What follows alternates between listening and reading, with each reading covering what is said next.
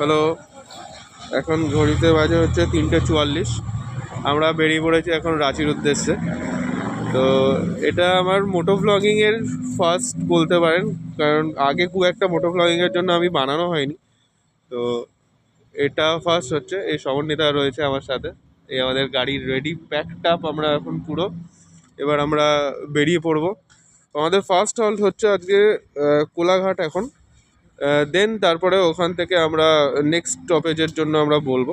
আপাতত এখন বেরিয়ে পড়ি, কারণ এখন না বেরোলে এর পরবর্তী আমাদের যখন হাইওয়েতে উঠবো তখন খুব বাজে অবস্থা হবে, কারণ ওই টাইমটায় রাস্তা ওইখানে ট্রাকের যে জ্যামগুলো আছে ওটা আমরা পুরো নাহলে খেতে দেবো।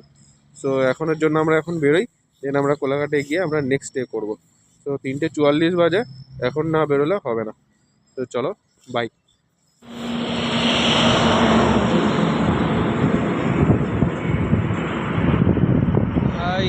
আমরা তখন আমরা বেরিয়েছিলাম 3:44-এ, আমরা এখানে পৌঁছে গেছি অনেকক্ষণ আগে। এখন আমরা কোলাঘাটে আছি। এটা সবাই চেনে, রাধারানী রেস্টুরেন্ট। এখানে এখন আপাতত ব্রেকফাস্ট সারলাম। সমন্বিত একটুখানি আলুর পরোটা আর আমি একটুখানি ডিম টোস্ট খেলাম।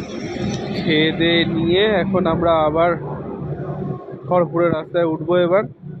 কেননা একটু ভোর না হলে, অন্ধকার ছিল তো, একটু ভোর না হলে ঠিক ওই রাস্তাটা আমি উঠতে ঠিক ভরসা পাচ্ছিলাম না। তো এবার হালকা আলো ফুটতে শুরু করে দিয়েছে, এই যে আলো অলরেডি ফুটতে শুরু করে দিয়েছে। তো ওই জন্য এবার সামনের দিকে যাওয়া যাক খড়গপুরের রাস্তায়। আমরা এবার নেক্সট হল্ট জামশেদপুরে গিয়ে দেবো। কেননা মাঝখানে হল্ট দেওয়াটা হয়তো একটু দেবো, কারণ চাটা একটুখানি খেতে হবে। তো দেন দিয়ে আমরা সামনের দিকে এবার এগিয়ে যাই। যেটা রেডি হচ্ছে, গাড়িও মোটামুটি রেডি।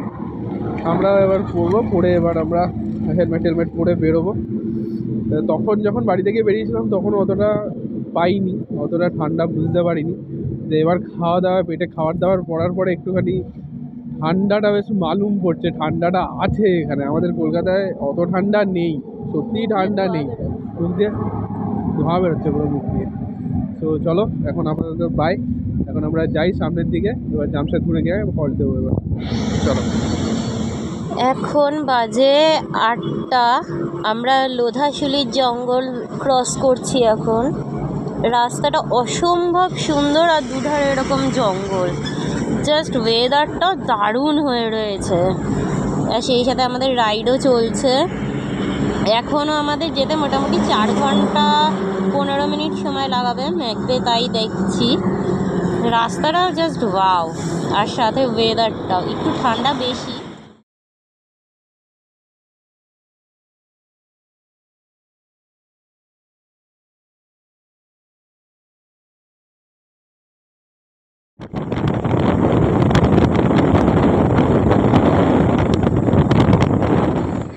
আমরা চান্ডিল ড্যাম যাচ্ছিলাম, যেতে যেতে দেখলাম যে এখানে একটা সুন্দর নদী রয়েছে। একটা ছোটোখাটো নদী, খুব বেশি বড় না, কিন্তু নদীর ডেপটা দেখে মনে হচ্ছে অনেকটা চওড়া।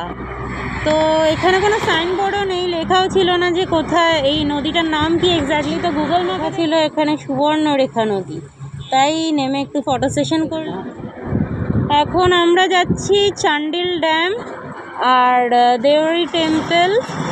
প্রচণ্ড রোদ উঠে গেছে এখন, এখানে ভালো গরম। সব সোয়েটার জ্যাকেট সব বাঁধা হয়ে গেছে। আমাদের ড্রাইভার দাদাও রেডি হয়ে গেছে। আমরা এবার তাড়াতাড়ি চান্ডিল ড্যামে যাব। এই হলো চান্ডিল ড্যাম, মানে এটা হলো মেনলি ব্যারেজ, কিন্তু ওই দিকটায় ড্যামটা আছে। ওই যে রাস্তাটা ওপর দিয়ে, এই দিক দিয়ে সব গাড়ি যাচ্ছে, এই যে পেছন দিয়ে অসম্ভব জ্যাম। সেই কারণে মোটামুটি আমরা আজকে তাহলে রাঁচি পৌঁছতে পারবো না, সেই কারণে আমরা যাইনি। এই লক গেট দিয়ে দেখেই আমাদের আজকে সান্ত্বনা পুরস্কার নিয়ে বাড়ি ফিরতে হচ্ছে।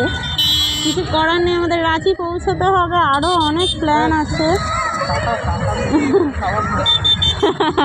এখানে সবাই স্নান করতে লেগে গেছে মোটামুটি।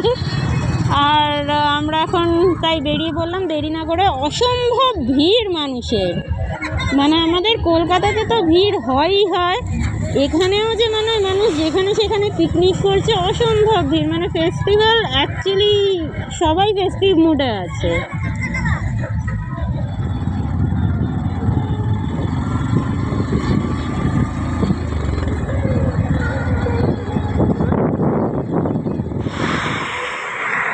এটা হলো দেউরি টেম্পল।